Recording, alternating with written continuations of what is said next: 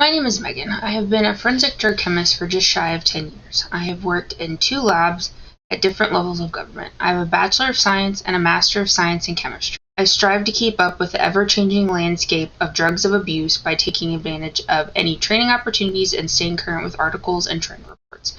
My duties as a drug chemist include testing pills, powders, paraphernalia, and plant material for the presence or absence of a controlled substance.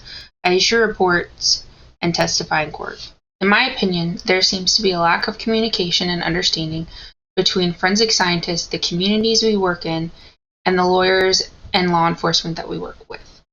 I hope with this channel I can provide education and understanding about the forensic world that I find so fascinating. I decided to start with the Controlled Substances Act since that's pretty much responsible for why I have a job, and seemed as good a place as any to start. The Controlled Substances Act, also known as the CSA, was a U.S. federal policy that regulated all aspects of specific substances or drugs. These terms are basically used interchangeably. It was enacted by the 91st Congress and signed by President Nixon in 1970. This act consolidated all previous drug laws into one and also provided the legal framework to start the fight against drug abuse. Also, it fulfilled 2 requirements set forth by 2 international treaties. Substances are placed into one of 5 categories based on their accepted medical use, abuse potential, and addiction potential. Schedule 1 has no accepted medical use, high abuse potential, and high addiction potential. Each schedule is a step down from the previous regarding these 3 criteria. Initially, Congress made the scheduling decisions, but moving forward from the signing, the Drug Enforcement Administration, also known as the DEA, and the Department of Health and Human Services made the decisions going forward. Initially, I didn't realize until I started researching this that the FDA didn't make these decisions with the DEA. The FDA falls under the Department of the HHS, but it is not explicitly them that make these decisions and recommendations. It's the DEA and the HHS. Or a petition from an interested party. An interested party could be a drug manufacturer, a medical or pharmaceutical society or association, a public interest group that deals directly with drug use, a lower government agency, i.e. state, county, local, or an individual citizen. An investigation into a substance is triggered by one of these petitions or by the DEA's own information gathering. Once the DEA has investigated a drug or a substance, the information will then pass to the HHS for their recommendation. They provide a scientific and medical evaluation on the drug, and then they will make a recommendation to the DEA as to what their opinion is on the controlled status. This is then back in the DEA's court, and a final decision as to controlled status and, if applicable, what schedule it will be in is made by the DEA. Investigations can lead to substance being added, removed, or rescheduled. While the term potential for abuse has not ever been explicitly defined in the CSA, there are criteria to determine what this potential is. They ask a few questions. Is there evidence that a substance is being consumed to the point that it is creating a health or safety hazard to individuals or communities? Is the substance being diverted in quantity from legitimate channels? The substance is being consumed apart from medical advice? And is the new substance sufficiently similar to any other substance that's already on the list that would make it reasonable to assume that this could also have a similar potential for abuse? There are a few criteria that are considered when determining a substance's schedule. This could be if initially being scheduled, rescheduled, or if it's being removed from the CSA altogether. They determine abuse potential as best they can. The next criteria would be the scientific evidence of a drug's pharmacological effect, which basically means what it does in the body, and if it produces stimulant effects, hallucinogenic effects, because then if it's being controlled based on the hallucinogenic effects or stimulant effects or depressant effects, those need to be determined so it can be appropriately scheduled. Then next is the level of scientific knowledge about the substance. This is not necessarily concerned with the substance in the body, it's just what is known about the substance.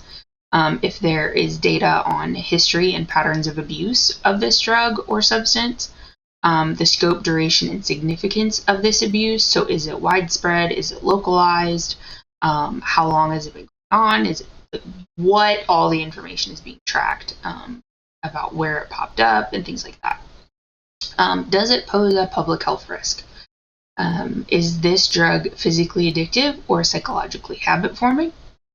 And then, is it an immediate precursor of a substance that's already controlled? So, for example, LSD is controlled, but there are precursors for LSD that are also controlled. So once all of these questions are answered, they being the DEA, determine a schedule. So now, what are these schedules?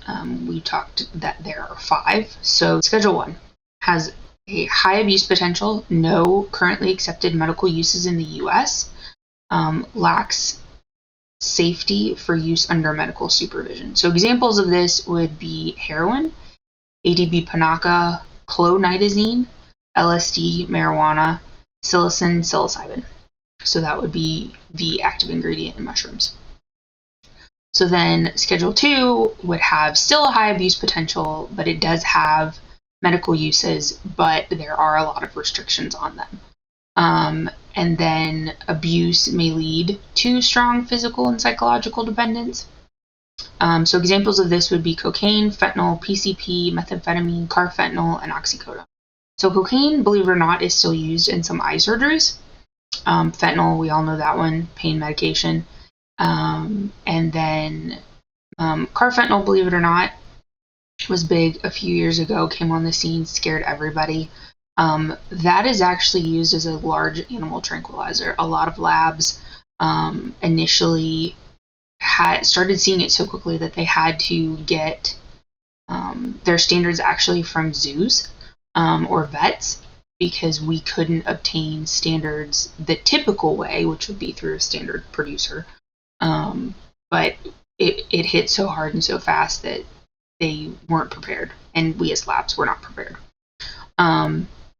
So then Schedule 3 has a lower abuse potential than 1 and 2. It does have more accepted medical uses with less restrictions. It may lead to moderate to low physical and high psychological dependence. So examples of Schedule 3 would be your anabolic steroids. So think testosterone, buprenorphine, ketamine.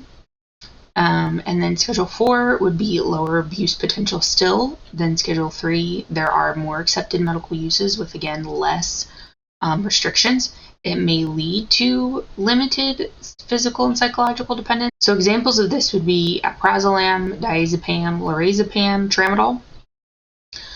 Schedule 5 has the lowest abuse potential, has more accepted medical treatments, and it has limited physical or psychological dependence. So examples of this would be like pregabalin or codeine cough syrups. Also, there is a provision that if something happens to where there's just this drug busts on the scene and people are overdosing, or there's just tons of abuse and labs are starting to see it left and right, DEA can temporarily emergency schedule something, which basically this is an attempt to mitigate the community risk. So it's scheduled while they are finishing their investigation and ping pong back and forth with the HHS. So something can be temporarily scheduled for 2 years, and then with an additional year added on to the end if it's deemed necessary.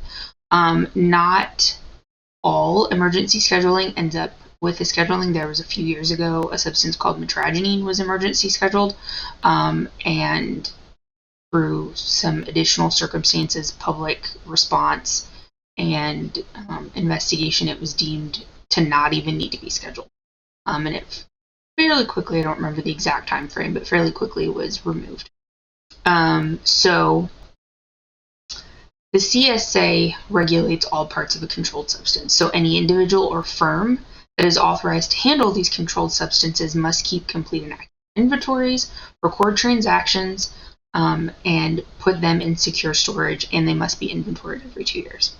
So to be compliant with these regulations, individuals or firms must register and obtain a unique number. We typically call this the DEA number. This applies to importers, exporters, manufacturers, distributors, hospitals, pharmacies, practitioners, and researchers. So what does this look like in real life? So individuals could be your PCP or your psychiatrist or any medical professional that has the ability to prescribe controlled substances or drugs. And then firms, which would be your college labs, your forensic labs, researchers, apart from colleges, drug standard companies that manufacture these things. They're given, again, the DEA number to be able to track. So in theory, you could track a drug from manufacturer, whether it was overseas or in the United States, track the drug every step of the way till it gets to the university or the forensic lab.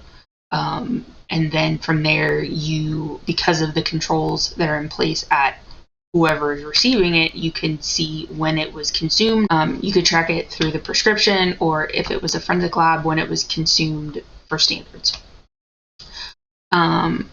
So labs I have worked in have DEA numbers, and you even have to have a form for Schedule 1 and 2 substances that when you order them, you have to provide some additional information, your DEA number, so it can be tracked, and these forms are even tracked. Like there's an additional layer.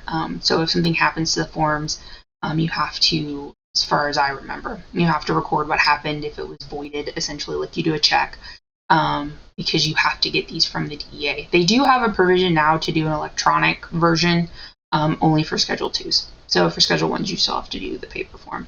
And this adds an extra layer of time and things like that for ordering. And these forms in most labs that I've worked in are taken fairly seriously, and only certain people have access to them. And if you fill it out wrong one too many times, you kind of lose access.